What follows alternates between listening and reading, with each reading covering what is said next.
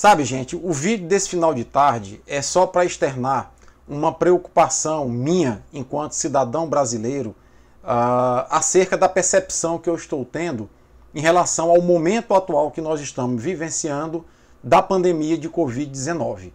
É um momento de um conflito muito grande entre as instituições, notadamente entre o Executivo, comandado pelo presidente Bolsonaro, o Supremo Tribunal e o Congresso Nacional.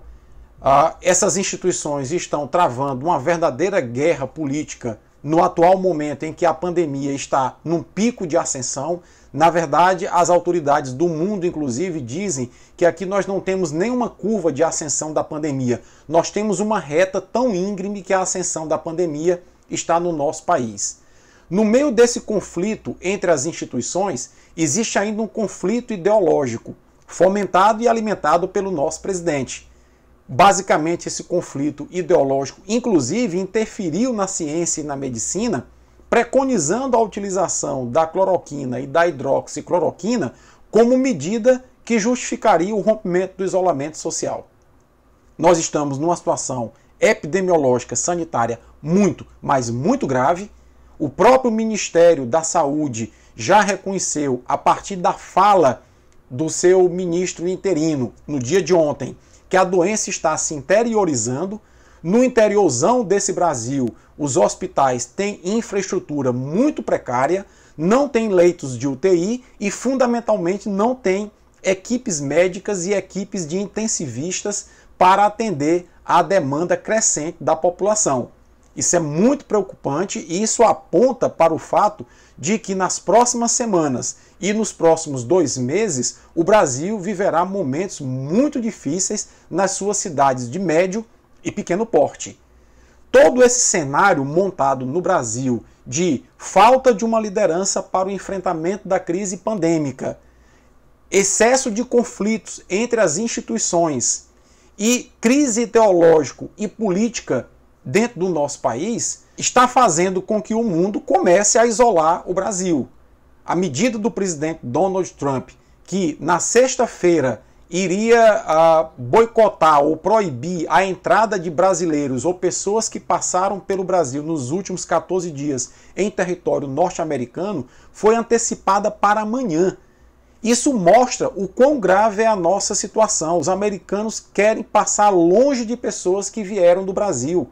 Porque lá o quadro é grave, mas o quadro é localizado basicamente em Nova York.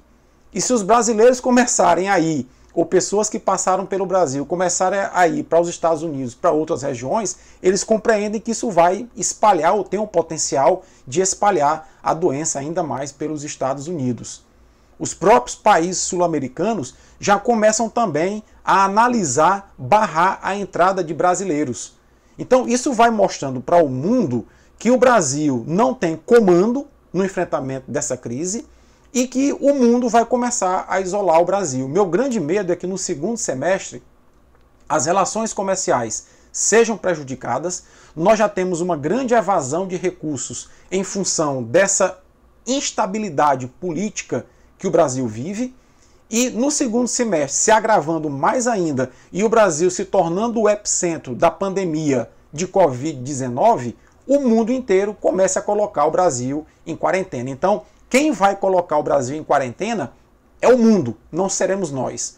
O mundo vai isolar o Brasil. E isso é muito grave, porque nós isolados do mundo, várias empresas inclusive já ameaçam ir embora do Brasil pelo clima de instabilidade política e sanitária.